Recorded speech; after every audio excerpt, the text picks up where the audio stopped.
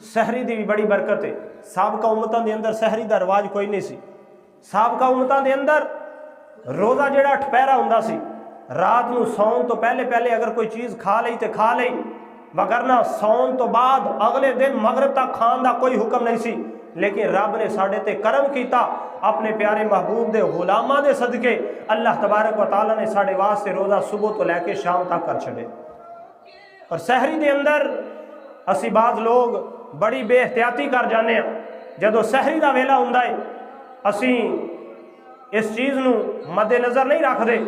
उधरों अजान हो रही होंदी है, उधरों असी खाना खा रहे होंगे।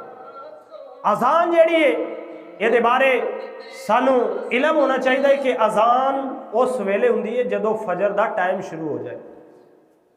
साडे माशरे के अंदर ये चीज़ बड़ी आम पाई जाती है कि कह दिता जाता है जी हले अजान होई नहीं पूरी, चलो खा लो एक अद्धा लुकमा जिहड़ा लगा लो जिहड़ा लगता है, या पानी हत्थ च पकड़िया तो पी लो।